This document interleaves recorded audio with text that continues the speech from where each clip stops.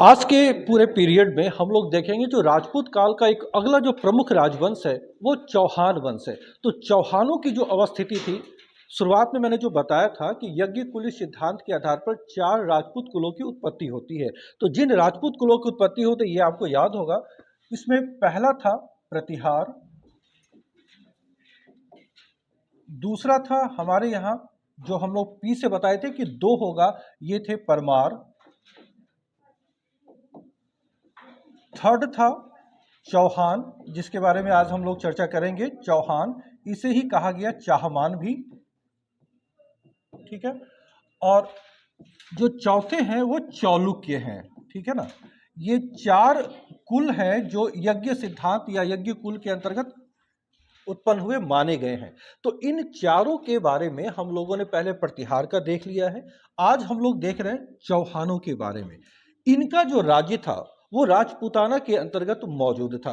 तो किस तरह से वे उत्थान होते, क्योंकि इनके राज्य में हम लोग देखेंगे कुछ महत्वपूर्ण उपलब्धियां भी दिखाई देती हैं और जो एग्जाम के दृष्टिकोण से भी महत्वपूर्ण है।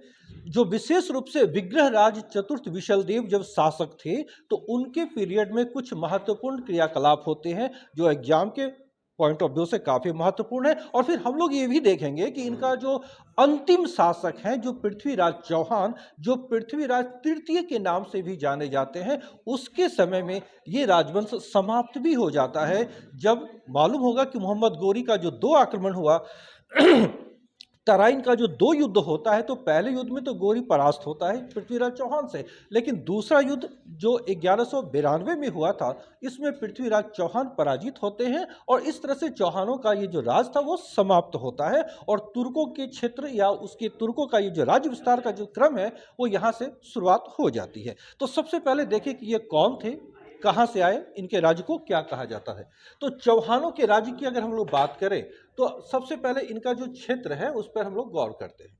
ये जो भू क्षेत्र है अगर भारतीय चंद्र में देखें तो राजपूताना के इलाके में यहाँ पर अजमेर है। अजमेर के पास शाकंभरी इनकी राजधानी थी जो चौहानों की राजधानी थी। चूंकि ये लोग यज्ञ क्रिया से उत्पन्न माने गए हैं तो इसलिए इन्हें चतुरंग भी कहा गया है। तो इनका जो क्षेत्र था, जो राज्य क्षेत्र था, उसे शपाद लक्ष्य कहा जाता था। शपाद लक्ष्य इनका जो प्रदेश था जहां से वो शासन कर रहे थे वो एरिया सपाद लक्ष्य का इलाका था। तो राजपूताना के अलावे जो उत्तरी वाले सेक्शन जिसमें हरियाणा पंजाब का इलाका है और पश्चिम में दिल्ली तक का इलाका, हम लोग आगे चल के देखेंगे कि विग्रह राज चतुर्थ विशलदेव जब शासक थे तो उनके समय में उसने दिल्ली के क्षेत्र पर आधिपत्य कायम किया था। जो तोमरों के अधीन पहले दिल्ली हुआ था, तंवर वहां के शासक थे जो दिल्ली के थे।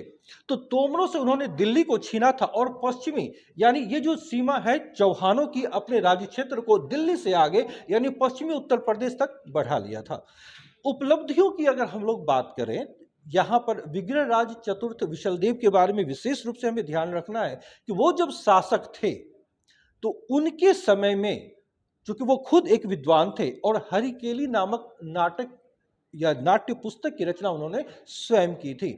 तो जो इनसे संबंधित तथ्य हैं उस पर हम लोग बारी बारी से आएंगे बोर्ड पर, लेकिन यहाँ पर एक चीज मैं बता दूं, सभी लोग जाने होंगे 2.5 दिन का झोपड़ा मस्जिद के बारे में सुना होगा, सभी लोगों ने यह सुना होगा।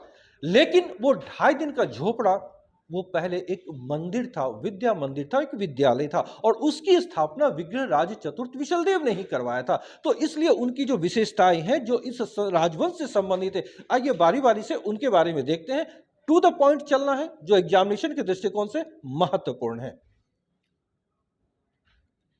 महत्वपूर्ण बात है, जैसा मैंने चर्चा किया अभी, कि इनका जो क्षेत्र था जो चौहानों के द्वारा शासित क्षेत्र थे, अभी मैंने मैप पे बताया था कि राजपूताना का जो इलाका था वो क्या कहलाता था, सपाद लक्ष्य वो क्षेत्र था। यानी चौहानों का राज्य क्षेत्र क्या कहलाते थे, तो वो सपाद लक्ष्य। चूंकि चौहानों की उत्पत्ति कैसे हुई, अग्निकुल सिद्धांत इसके बारे में कही जाती है, इसलिए अग्निवेदी से उत्पन्न होने के कारण चूंकि 4 कुलों की उत्पत्ति मानी गई तो इन्हें भी चतुरंग कहा गया। ठीक है, चौहानों के लिए सब प्रयोग में आया है। क्योंकि उनका जो उत्पन्न माना गया वो अग्नि से, इसलिए इसे अग्निकुलीय भी कहा गया है। ध्यान रहे, चौहानों को अग्निकुलीय भी हम लोग कहते हैं।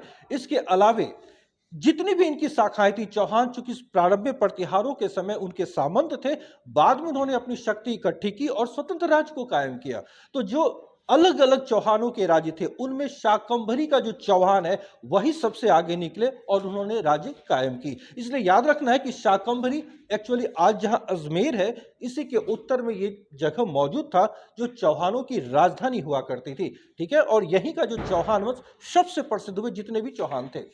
यहीं पर ध्यान रखना है कि अजमेर के निकट सांभर या शाकंभरी, उसे शांभर भी कहा गया है, जिसे हम लोग शाकंभरी कहते हैं, उसी का एक अन्य नाम सांभर भी है जो अजमेर के निकट मौजूद था। ये कौन लोग थे?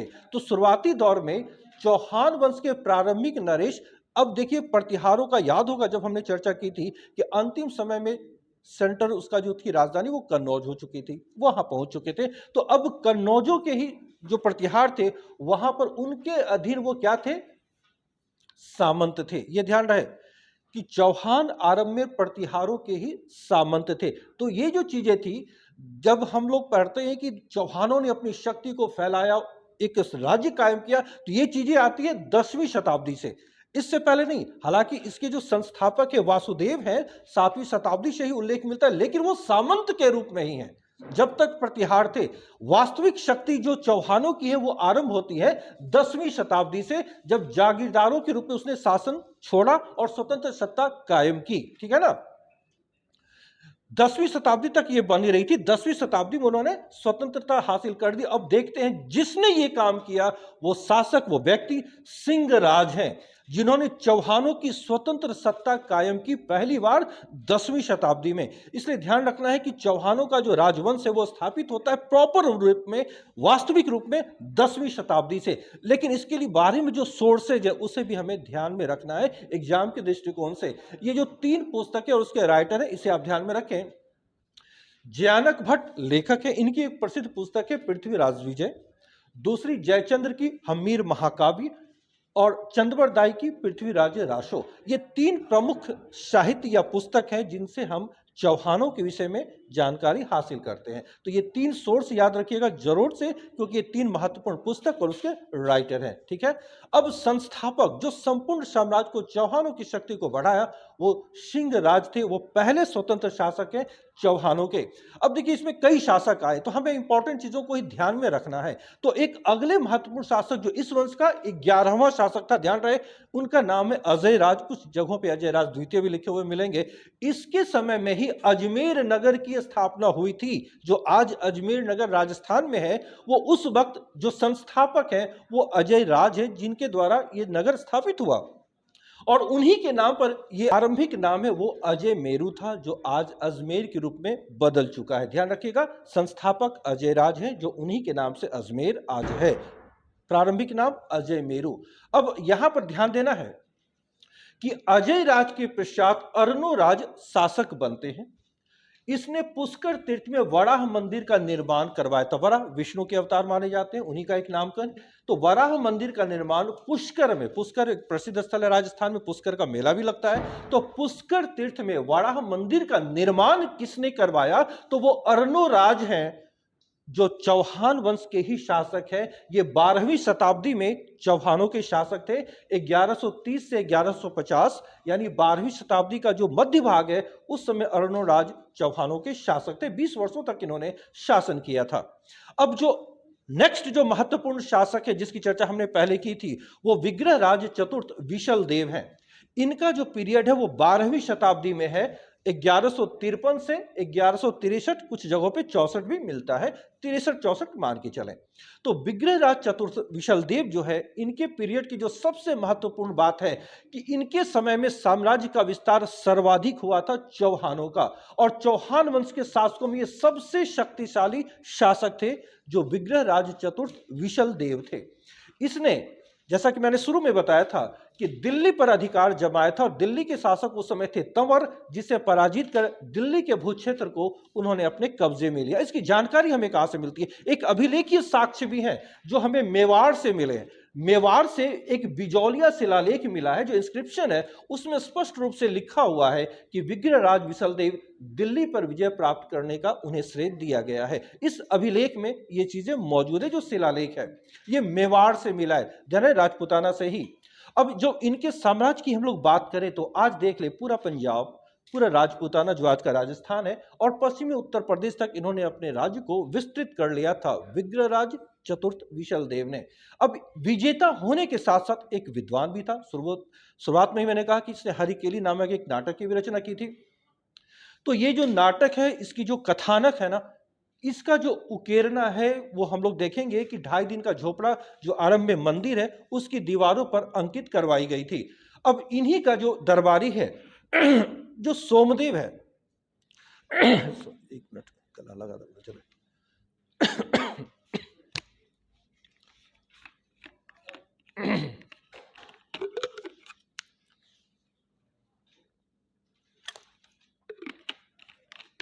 लगातार बोलने से गला लगता है, सॉरी। देखिए, सोमदेव विग्रहराज का ही दरबारी कवि था, उसके दरबार में रखता था, कोर्ट पोएट था। और इसने विशलदेव के सम्मान में ललित विग्रहराज नामक नाट्य ग्रंथ की रचना की। बहुत महत्वपूर्ण है कि ललित विग्रहराज क्या है, एक नाट्य ग्रंथ है। रचनाकार कौन है? सोमदेव। किसके दरबारी थे? वो विग्रहराज चतुर्थ विशलदेव के दरबार में रहते थे। सोमदेव की पुस्तक ललित विग्रहराज, याद रखिएगा इसको। विग्रहराज ने जो नाटक लिखी वो नाटक हरिकेली है। उसके कुछ हिस्से 2.5 दिन का झोपड़ा मस्जिद की दीवारों पर अंकित है। जो आज 2.5 दिन का झोपड़ा मस्जिद अजमेर में है वो पहले मंदिर था, उसी की दीवारों पर यह अंकित है जो हरिकेली नाटक है। इसके बारे में जान लें कि 2.5 दिन का झोपड़ा नामक मस्जिद आरंभ में क्या था, तो एक विद्यालय अथवा सरस्वती मंदिर था, जिसकी स्थापना या जिसका निर्माण विग्रहराज चतुर्थ विशलदेव ने ही करवाया था। ठीक है ना, ये बहुत इंपॉर्टेंट है, इसे याद रखिएगा। अब यहीं पर एक चीज और महत्वपूर्ण है कि कवि बांधव की उपाधि किसे प्रदान की गई थी। तो ध्यान रहे कि साहित्य और साहित्यकारों को संरक्षण देने के कारण जयानक भट्ट एक राइटर है, उसने विग्रहराज चतुर्थ विशलदेव को कवि बांधव की उपाधि प्रदान की थी। वो उपाधि देने वाले हैं जयानक भट्ट। किसे? विग्रहराज चतुर्थ विशलदेव को कवि बांधव की उपाधि। किस वजह से? साहित्य और साहित्यकारों को संरक्षण देने के कारण। ठीक है ना। अब जब हम चौहानों की बात करते हैं तो जैसा कि मालूम है, वेल नोन पृथ्वीराज चौहान, जिसे हम इतिहास में पृथ्वीराज तृतीय के नाम से भी जानते हैं, ये काफी महत्वपूर्ण है और अंतिम शासक चौहानों के होते हैं। अब इन्हें हम जान लें कि इनका जो कार्यकाल है वो 1177 से 1192 ईस्वी, बिल्कुल आप सही देख रहे हैं, 1192, यानी तराइन का दूसरा युद्ध, वो पीरियड वो अंतिम हो जाता है इसका। ठीक है ना। तो पहले इसे हम जान लें कि पृथ्वीराज चौहान ही राय पिथौड़ा अथवा राय पिथौड़ के नाम से विख्यात है। इन्हीं को कहा गया है राय पिथौड़ा, जो पृथ्वीराज चौहान है। ठीक है। प्रसिद्ध कवि चंदबर दाई उसकी राजसभा में, उसके कोर्ट में निवास करता था और उसी ने वो जो प्रसिद्ध ग्रंथ है पृथ्वीराज रासो, उसकी रचना की है। तो चंदबर दाई की जो कृति है पृथ्वीराज रासो, वो उसी के दरबार में रहने वाले थे, यानी पृथ्वीराज चौहान के ही दरबार में वो रहते थे। चंदबर दाई जो प्रसिद्ध कवि थे, उन्होंने ही उनकी रचना की है। रासो प्रेम लीला से संबंधित है। रासो साहित्य जितने भी है वो प्रेम संबंधी आख्यान से भरे पड़े हैं, जो भी रासो साहित्य है। तो पृथ्वीराज रासो यानी पृथ्वीराज चौहान का जो रास लीला हुआ था उसके बारे में, साथ साथ इसकी जो इतिहास है इसके बारे में भी इसमें चर्चा की गई। तो उसमें क्या चर्चा है? पृथ्वीराज रासो जो उसमें लिखी हुई है उसमें यह बात कही गई है कि पृथ्वीराज ने गढ़वाल शासक जयचंद्र की कन्या संयोगिता का अपहरण कर लिया था, जिससे दोनों के पहले से जो कुछ बिगड़े हुए संबंध थे और कटुतापूर्ण हो गए थे और बिगड़ गए थे। इनके बारे में मान्यता है कि गढ़वाल वंश के जो शासक है जयचंद्र, उन्होंने अपनी कन्या संयोगिता के लिए स्वयंवर का आयोजन किया था, लेकिन पृथ्वीराज चौहान को आमंत्रण नहीं भेजा गया था। इसमें जो कहानी वर्णित, जब पृथ्वीराज चौहान को इसकी जानकारी मिलती है कि संयोगिता का स्वयंवर होने वाला है, तो वो दलबल के साथ आते हैं, बड़ी सभा से संयोगिता को उठाकर ले जाते हैं और अपनी शादी उनसे करते हैं। तो अब संयोगिता पृथ्वीराज चौहान की पत्नी बन जाती है, उनके साथ चली जाती है। लेकिन इसके बाद जो घटनाएं हैं, अब गढ़वालों और चौहानों के बीच 36 का आंकड़ा हमें देखने को मिलती है, क्योंकि अब आगे घटनाक्रम पे ध्यान रखिए। 1191 में तराइन का पहला युद्ध होता है, जो पृथ्वीराज चौहान और मोहम्मद गोरी के बीच लड़ी गई थी।